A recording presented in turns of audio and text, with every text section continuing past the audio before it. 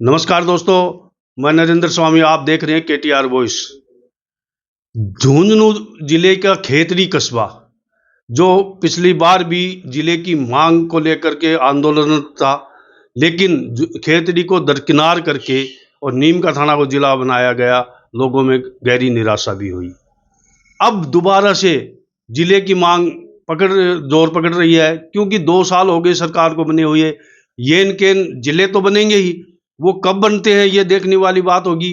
और वो नीम का थाना बनता है या खेतड़ी बनता है या कोई दूसरा जिला बनता है, क्योंकि भाजपा नेताओं की भी ये मांग रही है कि जिले जो तोड़े गए हैं उनकी भरपाई के लिए कहीं तो पंचायत समितियां बनाई गई हैं, कहीं और पंचायतें गठित की गई हैं, तो कहीं ना कहीं उसकी भरपाई करने की कोशिश की गई है। लेकिन आज हमारे साथ प्रसिद्ध इतिहासकार, पत्रकार, प्रसार भारती में भी काम कर चुके पत्रकार गोविंद राम हरितवाल हमारे साथ हैं। उन्होंने भी अभी वही मुद्दा जिले वाला दोबारा छेड़ दिया है। उन्होंने प्रधानमंत्री को पत्र लिखा है कि खेतड़ी को दोबारा से जिला बनाया जाए।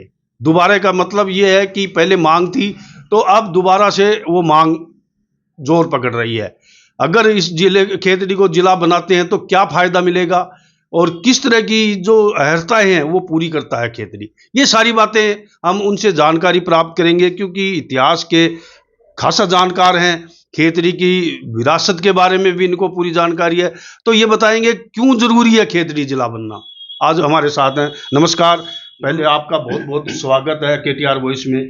सर, जिले की मांग दोबारा खेतड़ी को जोर पकड़वा दी है, अब प्रधानमंत्री तक बात पहुंचा दी आपने, क्या कहेंगे? नमस्कार नरेंद्र जी, आपने ये जो मुद्दे की बात की है, ये वास्तव में ही खेतड़ी क्षेत्र के लोगों के लिए विरासत की धरोहर को अक्षुण्ण बनाए रखने के लिए जरूरी है। आपकी जानकारी के लिए मैं बताऊं, जब पिछली बार रेवड़ियों की तरह से जिले बनाए गए थे, उस समय खेतड़ी को नीम का थाना में अटैच कर दिया गया था, जिसका मैंने पहली बार मेरे पत्रकार साथियों को लेकर के और तहसीलदार को ज्ञापन दिया और इस बात का विरोध किया था कि खेतड़ी को जिला बनाया जाए, खेतड़ी को नीम का थाना में शामिल नहीं किया जाए। और इसकी पत्रावली उस समय मैंने तुरंत कांग्रेस की अध्यक्षा श्रीमती सोनिया गांधी को और कांग्रेस सरकार को, मुख्यमंत्री गहलोत जी को भेज करके इसका विरोध जताया था। वो उस समय तो उसके ऊपर कार्यवाही नहीं हुई, लेकिन जैसे ही सरकार बदली, भजन लाल जी ने हमारी उस मांग को स्वीकार किया और नीम का थाना जिला कैंसिल किया। मैं आपकी को जानकारी देना चाहूँगा कि 1937 में एक पत्र हमारे पास में मौजूद है, जिस पर जिला खेतड़ी लिखा हुआ की स्टाम्प लगी हुई पत्र हमारे पास में मौजूद है। जब 1937 में अंग्रेजों के शासनकाल में जब खेतड़ी जिला था, तो अब वर्तमान में इसको जिला क्यों नहीं बनाया जाए। खेतड़ी की एक ऐतिहासिक विरासत रही है। खेतड़ी रियासत के अंतर्गत 555 गांव आते थे और कोटपुतली का परगना भी खेतड़ी का एक अभिन्न हिस्सा था। उसी को लेकर के हम आंदोलनरत थे कि हमारे जिले, इस खेतड़ी को जिले का दर्जा दिया जाए, लेकिन उन्होंने नहीं दिया।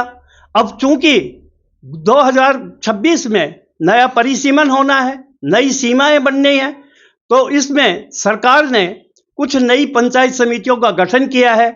इसमें पूरी संभावना है कि झुंझुनू जिले में भी कम से कम 3 से 4 नए विधानसभा क्षेत्र घोषित होंगे। उनमें मेरी मांग है कि बबाई को नया विधानसभा क्षेत्र घोषित किया जाए और खेतड़ी को जिला व नया संसदीय निर्वाचन क्षेत्र घोषित किया जाए। यदि खेतड़ी को जिला घोषित किया जाता है तो सिंघाना या बुहाना में एक नई विधानसभा गठित होती है, जो कि कोई जमाने में खेतड़ी के ही ये पार्ट्स हुआ करते थे। प्रथम 2 आम चुनाव में खेतड़ी से 2 विधायक चुने जाते थे, एक विधायक सामान्य सीट के लिए और दूसरा अनुसूचित जाति के लिए। और तीसरे आम चुनाव में अनुसूचित जाति के लिए नया विधानसभा क्षेत्र सूरजगढ़ घोषित कर दिया गया था। यह कई वर्षों तक आरक्षित रहा। वर्तमान समय में पिलानी विधानसभा क्षेत्र आरक्षित वर्ग के लिए आरक्षित है। ऐसी स्थिति में यदि खेतड़ी और बबाई और बुहाना नई तीन विधानसभाएं होती हैं और चौथा सूरजगढ़ मिला करके एक नया संसदीय क्षेत्र बनाया जा सकता है। सिंघाना, बुहाना और बबाई ये पूरे मापदंड विधानसभा बनने के पूरे करते हैं। इनके लिए आपके लिए जानकारी के लिए मैं बताऊं, 1989 में खेतड़ी विधानसभा क्षेत्र में 1,26,436 मतदाता पंजीकृत थे, जो इस समय खेतड़ी में लगभग 2.5 लाख से अधिक हैं। उनमें बबाई में 1,25,000 के करीब मतदाता हैं, जो इसकी विधानसभा बनने की पूरी योग्यता प्राप्त करते हैं। पूरे संसदीय निर्वाचन क्षेत्र के लिए खेतड़ी में 15 से 20 लाख आदमी ये ज़्यादा संख्या इनकी बढ़ती है। बुहाना, सिंघाना, खेतड़ी, बबाई और सूरजगढ़ में मिलाकर के एक नया संसदीय क्षेत्र बनाया जा सकता है, जो इस भौगोलिक दृष्टि से उपयोगी रहेगा। इसमें इसके लिए किसी भी प्रकार की किसी को कोई दिक्कत भी नहीं आएगी और ये जिले के इस क्षेत्र के लोगों की वर्षों से लंबित मांग भी पूरी हो सकेगी। आपकी जानकारी के लिए मैं बताऊं कि हमारे खेतड़ी के राजा बहादुर सरदार सिंह खुद संविधान निर्मात्री का सभा के सदस्य रहे थे। इन्होंने जो मूल अधिकार की बात की गई थी उस समिति में उन्होंने जुड़वाया और ये एक अच्छा काम पूरे देश के लिए उन्होंने किया था। उन्होंने को 2 बार राज्यसभा का सांसद और लाओस में राजदूत बनने का सौभाग्य भी मिला था।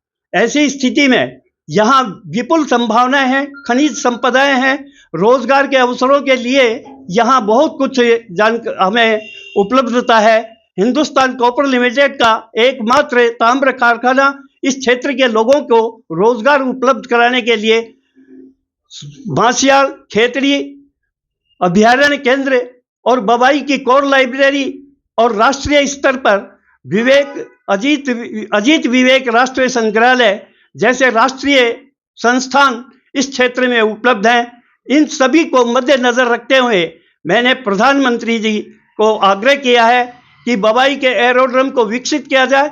झुंझुनू और बबाई का एरोड्रम बबाई ये जयपुर और दिल्ली के बीच में तीसरा अगर हवाई जहाज का अड्डा बनता है तो यहाँ शेखावाटी के लोगों के लिए पर्यटन की सुविधाएं बढ़ेंगी। यहाँ आसपास के इलाके में झरने, बावड़ियाँ, ऐतिहासिक किले और तालाब, ये सभी चीजें इस क्षेत्र को जिला बनाए जाने के पूरे मापदंड पूरा करती हैं।